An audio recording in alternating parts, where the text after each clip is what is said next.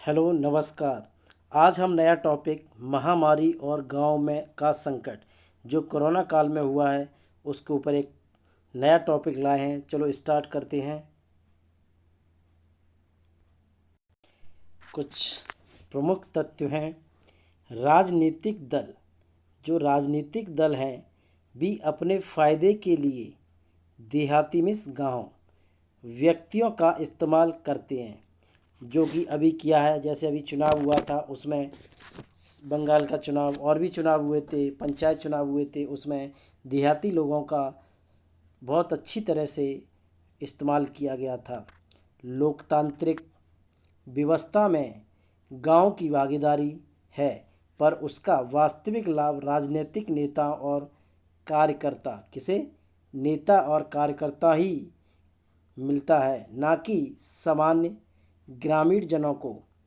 स्थानीय निकाय तो बने हैं, किंतु वे कुछ असरदार लोगों को लाभ पहुंचाने के सिवाय आम जन के लिए कुछ भी नहीं है। इलाज हो, रोजगार हो, शिक्षा हो, क्या इलाज, रोजगार, शिक्षा की समुचित व्यवस्था करने में असमर्थ रहे हैं। दुनिया को तबाह करती महामारी एक नए नए रूप बदल कर हमला कर रही है। शुरुआती दौर में इसका प्रकोप संपन्न देशों पर हुआ और फिर भारी जान माल के नुकसान के बाद उन्होंने अपने को संभाल लिया। बचाव के पुख्ता इंतजाम भी कर लिए। हमारे देश में भी जैसे ही कोरोना ने दस्तक दिया, बड़ी तेज़ी और शक्ति के साथ इसे हराने के प्रयास किए गए। काफ़ी लोगों ने जीवन खोया, लेकिन जल्दी ही कोरोना पर काबू पा जा सका। हालांकि इस पूरी प्रक्रिया में गरीब प्रवासियों को अपार संतर्स और अपूरणीय क्षति झेलनी पड़ी। कोरोना से जल्दी ही मिली इस जीत से पनपे अति आत्मविश्वास के चलते हम भारतीय यह जानी मानी कहावत भूल गए कि रोग और शत्रु को कभी कम नहीं आंकना चाहिए। जिस कोरोना व्यवहार को अपना कर हमले महामारी को हराया था, उसे स्वयं ही उठाकर ताक पर रख दिया। नेता, प्रशासन, जनता सब भूल गए कि महामारी अभी गई नहीं है। जब मौका देखेगी फिर हमला कर देगी। आर्थिक, सामाजिक, सांस्कृतिक, राजनीतिक सभी प्रकार की गतिविधियां सब ऐसे आयुत होने लगी मानव महामारी नाम की विपदा को हमने हमेशा के लिए जमीन में गाड़ दिया है। टीकाकरण की व्यवस्था की शुरुआत ने हमारे देश इस हौसले को और बुलंद कर दिया। हमारा ध्यान देश में स्वास्थ्य सेवाओं की खामियों का पता लगाने और उन्हें सुदृढ़ बनाने की बजाय अन्य अन्य कार्यों पर लग रहा है। इस बार महामारी ने कई गुनी ताकत से हमला बोला। हालांकि पिछले वर्ष जैसी तुरंत फुरत पूर्णबंदी लागू नहीं की गई, क्योंकि चुनाव, कुंभ, शादी ब्याह, सैर सपाटे आदि अनेक तरह की गतिविधियां चालू थीं। उन्हें रोकना आसान नहीं था। इसके अलावा पिछली बार की पूर्णबंदी के दुष्परिणामों को लेकर सरकार की खूब निंदा हुई थी। इस बार केंद्र ने राज्य सरकारों को अपने यहाँ की स्थिति देखते हुए व्यवस्था करने का जिम्मा सौंप दिया, ताकि अर्थव्यवस्था को एकदम झटका ना लगे। इस बार कोरोना का हमला इतना ज़बरदस्त था कि देखते देखते सारी स्वास्थ्य व्यवस्था चरमरा गई। अचानक लौटी विपदा ने बड़े से बड़े शहरों और बड़े बड़े अस्पतालों की पोल खोल दी। सबसे ज़्यादा चिंताजनक बात यह हुई कि महामारी ने गांव को अपनी चपेट में ले लिया। टेलीविज़न खोलते ही दिखाई देता कि बड़ी तादाद में लोग जुखाम, बुखार, खांसी से पीड़ित हैं। उनकी कोरोना की जांच की समुचित व्यवस्था नहीं है। लोगों को जानकारी ही नहीं थी कि वे किसी घातक बीमारी के शिकार हैं। वे मान रहे थे कि मौसम बदलने की वजह से सामान्य जुखाम खांसी है, 2-4 दिन में ठीक हो जाएगा। लेकिन जब एक के बाद एक घरों में मौतें होने लगीं तो समझ में आ गया कि किसी विकट महामारी के चक्रव्यूह में फंस गए हैं। इलाज की छोटी मोटी जो भी सुविधा गांव में उपलब्ध थी उसके सारे कोरोना से जंग लड़ते ग्रामीण समाज की खबरें मीडिया में आने पर राज्य प्रशासन हरकत में आया। स्वास्थ्य कर्मियों की थोड़ी बहुत टीमों ने गांव की ओर रुख किया, मगर बुनियादी सवाल यह है कि पिछले सवा साल के दौरान गांव की जनता के लिए क्या व्यवस्था की गई। स्वास्थ्य सुविधा या जागरूकता के प्रसार को लेकर कोई व्यापक प्रयास नहीं किया गया।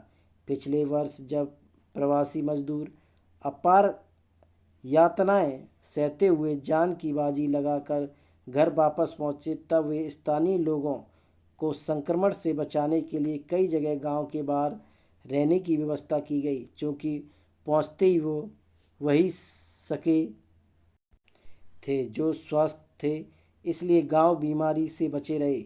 नवंबर तक आते आते कोरोना उतर पर था। लगभग सब लोग निश्चित हो गए कि महामारी के इतिहास और विशेषज्ञों की राय से कोई भी सबक लिए बगैर मान बैठे कि हमने कोरोना को हरा दिया। इस बात की तैयारी नहीं की गई कि अगर दूसरी लहर आई तो लोगों को कैसे बचाया जाएगा, और अगर यह गांव में फैली तो उससे कैसे संभाला जाएगा। अब जब महामारी गांव में तेज़ी से फैल रही है तब ना तो बीमारी के उपचार में समुचित व्यवस्था हो पा रही है और न मृतकों के अंतिम संस्कार की। मोक्षदायिनी गंगा अपने तटों की बालू में दबी लाशों को संभाल नहीं पा रही है। प्रश्न उठता है कि ऐसा क्यों हो रहा है। वास्तव में ऐसा नहीं है कि गंगा किनारे रहने वाले ग्रामवासी अपने स्वजनों की सम्मान पूर्वक अंत्येष्टि नहीं करना चाहते हैं, मगर उनमें से बहुत से तो इतने विपन्न हैं कि स्वजनों के इलाज के लिए ही पैसा नहीं जुटा पाते, देह संस्कार के लिए कहाँ से जुटाएंगे।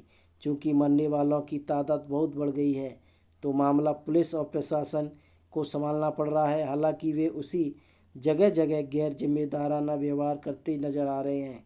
गांव में चिकित्सा सुविधा का हमेशा से अभाव रहा है। महामारी की दूसरी लहर आ जाने के बावजूद गांव के में स्वास्थ्य सुविधाओं के प्रति शासन तंत्र में पूरी तरह से उदासीन रवैये ने स्थिति को और बदतर बना दिया है। दरअसल पिछले कई दशकों से गांव में कोई चिकित्सा सुविधा उपलब्ध नहीं रही है। आज़ादी के बाद 50 के दशक में ही गांव में सरकारी अस्पताल तो बनाए गए, किंतु डॉक्टर, स्वास्थ्यकर्मी और दवाओं का सादा टोटा ही बना रहा। ग्रामीण शिक्षा और स्वास्थ्य